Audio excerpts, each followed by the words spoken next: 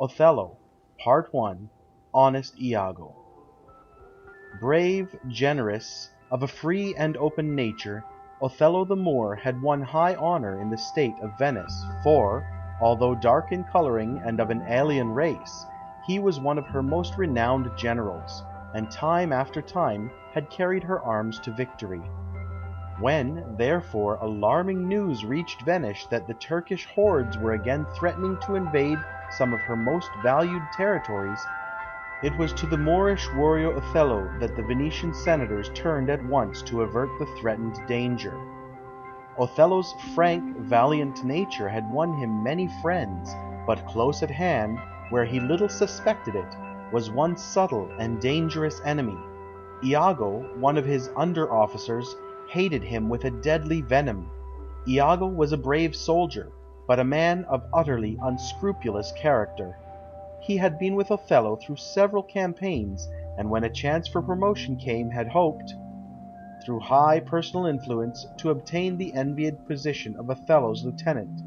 In his own opinion, Iago thoroughly merited this post, but when suit was made to Othello, he evaded the petitioners, and finally put an end to their hopes by saying that he had already chosen his officer. "And what was he?" demanded Iago disdainfully. "Forsooth, a great arithmetician, one Michael Cassio, a Florentine that never set a squadron in the field, nor knows the division of a battle more than a spinster, unless by bookish theory. Mere prattle without practice is all his soldiership. But he, in good time, must be his lieutenant, and I, God bless the mark, his Moorship's ancient." Burning for revenge, Iago, instead of declining the inferior position of ancient, or ensign-bearer, accepted it, but only to serve his own purpose. "In following Othello, I follow but myself," he declared. "Heaven is my judge, not for love and duty, but seeming so for my peculiar end."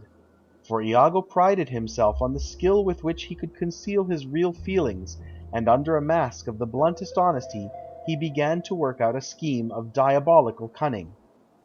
There was a certain senator of Venice at that time called Brabantio, who had an only daughter named Desdemona.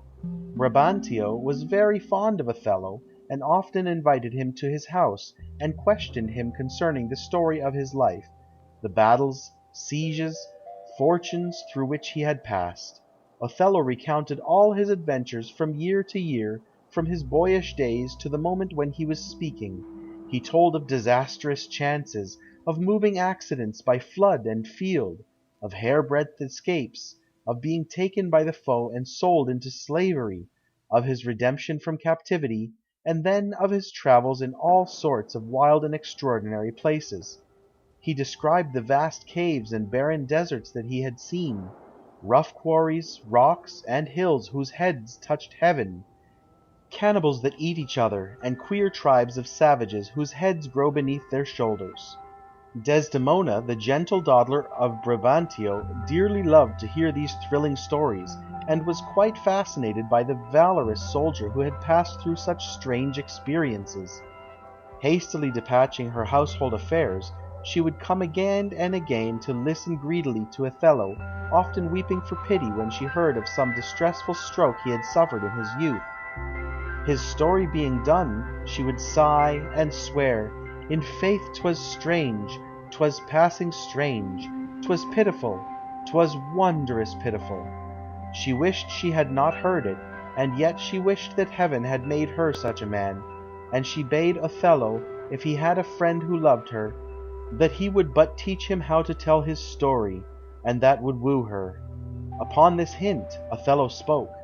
Desdemona loved him for the dangers he had passed, and Othello loved Desdemona because she pitied him.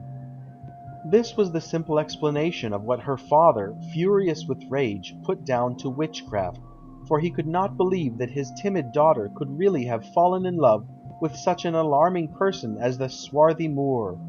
But, as Desdemona said, she saw Othello's visage in his mind, and the valour and nobility of his nature made her forget the darkness of his complexion.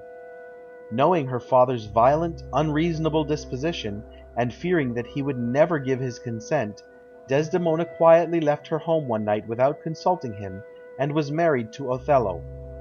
Now was Iago's opportunity. Finding out by some means what was taking place, he informed a rejected suitor of Desdemona's called Roderigo, a brainless Venetian youth, and together they went to Brabantio's house, and in high glee rousted him, and told the news that Othello had stolen away his daughter. Having raised the alarm, and set them on the trail where they would be likely to find Othello, Iago thought it discreet to retire, for he did not wish it to appear as if he had anything to do with the matter. To Othello he afterwards laid all the blame on Roderigo, declaring that several times he was so enraged with him that he could almost have killed him for the abusive way in which he had spoken of Othello. Brabantio immediately called up his servants, and set out to look for the culprits, but before he found them the mischief was done. Othello and Desdemona were securely married.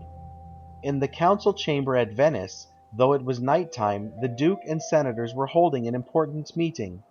News had come that a fleet of Turkish galleys was bearing down on Cyprus, and though the rumours were conflicting as to the number of the fleet and its present position, there was no doubt that the danger was imminent, and that preparations for defence must at once be set on foot. Messengers were sent to summon both Othello and Brabantio. As it happened, the latter was already on his way to appeal to the Duke to punish Othello, and happening to fall in with Othello, the two arrived at the same moment. "Valiant Othello, we must straight employ you against the public enemy," said the Duke. Then, turning to Brabantio, he added courteously, "I did not see you. Welcome, gentle Signor. We lacked your counsel and your help tonight." "So did I yours," replied Brabantio, and he proceeded to pour forth his complaint, saying that it was not anything he had heard of business which had called him from his bed, nor did the public anxiety make any impression on him, for his own private grief was so overbearing a nature that it swallowed up all other concerns. The Duke, much concerned, asked what was the matter, whereupon Brabantio in the bitterest terms accused Othello of having bewitched his daughter, for, he said, it was quite against nature that she could have fallen in love with him if she had been in her proper senses. The Duke asked Othello what he could say in answer to the charge. Then Othello, in a manly but modest fashion, gave a straightforward account of what had really happened, and so convincing were his words that the Duke was quite won over to his side, and at the end exclaimed heartily, "I think this tale would win my daughter too." He tried to persuade Brabantio to make the best of the matter, but the old senator was relentless. All that he would do was to transfer the blame to his daughter, when Desdemona, on being sent for, confirmed everything Othello had said. Her father bade her say to whom in all the assembled company she owed most obedience. Desdemona, with modesty but decision, replied that she saw a divided duty, that she was indebted to her father for life and education, and that she loved and respected him as a daughter, but even as her own mother had left her father, preferring Brabantio, so Desdemona claimed that she had as much right to leave her father and follow her husband Othello. Brabantio was quite unmoved by this argument.